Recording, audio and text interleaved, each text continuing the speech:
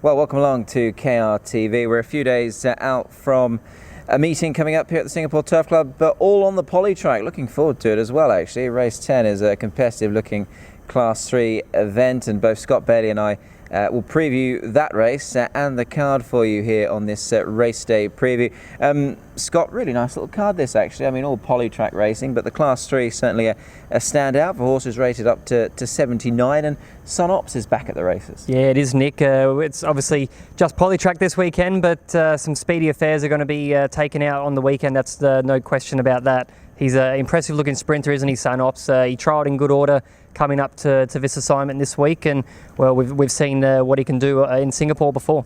We certainly have. We've seen him at the trials also. But before we get there, let's just take a look at some of the details, obviously, for this meeting coming up. We've got a few meetings coming up on the Polytrack. This is an 11-race card starting at 12 midday. All the action on the Polytrack surface. So looking forward to that. We start at 12 o'clock, as I say, with a Class 5, the usual array of those races. But we're fast forward to race 10, and obviously Sun Ops very much the standout. He's got a super fresh record, Scott, and a recent trial win was very good. We haven't seen him there for 112 days.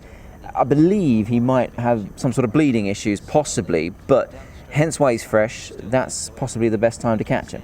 Yeah, he's a very interesting runner, isn't he, Nick? He's prepared in good order for this first up tilt. We know he's got a lot of speed in those legs, and just judging by the way he trialled the other day, he looks to be tip-top for this week.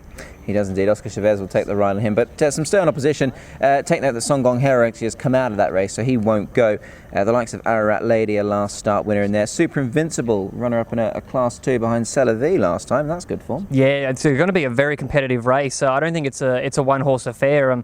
Entertainer's another interesting runner. He comes here with, being very successful in Class 4 and also getting a win in Class 4 last start. He steps up to Class 3, but he looks to be a talented individual as well. He certainly does indeed. It's a really nice sort of race. That Entertainer, Man of Mystery from the same stable, and certainly well worth its billing there as the race of the day. Some good racing around it also. The last race, I suppose a lot of the focus for this meeting, Scott, is towards the end of the programme, really, because you've got Field Marshal returning after nearly 400 days off the track, and Lady Sprintbok is onto a 3-timer. You've got a record of saying that you think her form could well hold up and be good form going forward. Can she win again? I think so. I think she's in a very good space at the moment, and the way she's winning has been very impressive too. So I'm a big fan of her, and I think she's going to put together 3 wins in a row this weekend. Yeah, she's a nice mare. The Jas stable. Is it the Jas or the AJ? AJ's Jas. I think they're the same operation, aren't they? Really, but Ararat Lady in race 10, obviously carrying those same colours. Really nice little card, obviously. Race 8 is a Class 4 over the 1100 metres. Galvarino will have his second run after a long layoff.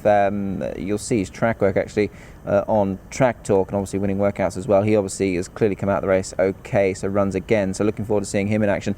In the opening race, there's a horse that I quite like for a bit of value, just so I find the page here, and that's Star Empire. I thought he was a very interesting runner in the first, which for me, Scott's rather competitive. Gamely, master player, a last start winner. He's very lightly raced. Yeah, I'm with you. I've actually found a value horse as well, but it's a different runner, Nick. I actually like the Toppy in First Chief, making his way into Class 5. He's a proven performer in the past, and I really like these horses that when they make their way into this grade, I really think he's going to make himself felt, and I think he'll get a little bit of value as well. Could well be a good bit of value actually with that one. Away from this weekend's programme, obviously on Thursday morning we had the trials, and we saw the first trial here in Singapore of Katak, unbeaten in 5 races in his native South Africa. You called that trial. I went down to take a look at him, and from what viewers can see on these pictures, he's a very nice horse. He looks to be the real deal, doesn't he? He comes here with a blemished record from South Africa, and he's 5 starts and unbeaten, and 3 of those wins have come in Group 3 company. So he looks to be a very impressive stayer, and judging by what we saw this morning, Nick, at the trials, he's going to only improve off this when he steps out onto the racetrack. He certainly is. He's a very nice horse indeed, and we look forward to seeing him take his place in races coming up very soon at Kranji. Mark Lerner trialling there for Ricardo Lagrange. So good luck to the team. They're obviously owned by Guy and Marsh Shirtliff. So we wish them very well indeed. What else has been in news this week? I suppose it's been a bit of a quiet week, hasn't it? But, it has, yeah. We've seen good horses at the trials. We've got Sunops returning as well. But bit of work going on around the track. I believe, and I'm only speculating here, that at some point soon we might be allowing crowds back in, which will be a huge, huge thing for the Turf Club. Yeah, from what we can see walking around the Turf Club, they're starting to set up and get things obviously moving in that direction. So it's positive signs, and we're hoping very soon to get owners back on track and hopefully get next to the winning horses, which is something they all love to do. Yeah, absolutely. What's your best bet for this Sunday, Scott? So I found one in race 6, Nick. I actually really like Red Raw. I'm not a big tipper of best bets in Class 5 events, but it is. But it's not a very strong card this weekend, and the high quality fields are actually very, very tricky. So I really think Red Raw's placed very well in this. He's got barrier 3. JP van der Merwe rides. He's riding in a very good patch of form at the moment. I think he looks well placed to jump out, be on the speed, and they're going to have to catch him.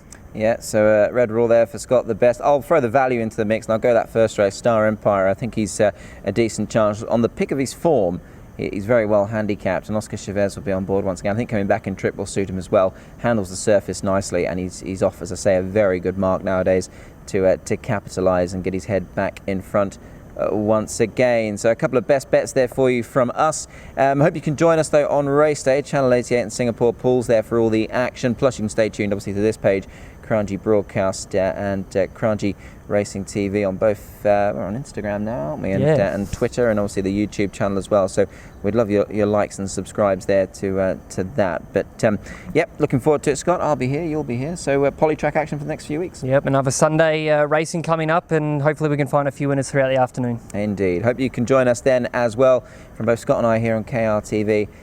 We look forward to your company coming up this Sunday for another 11 race card here at Kranji.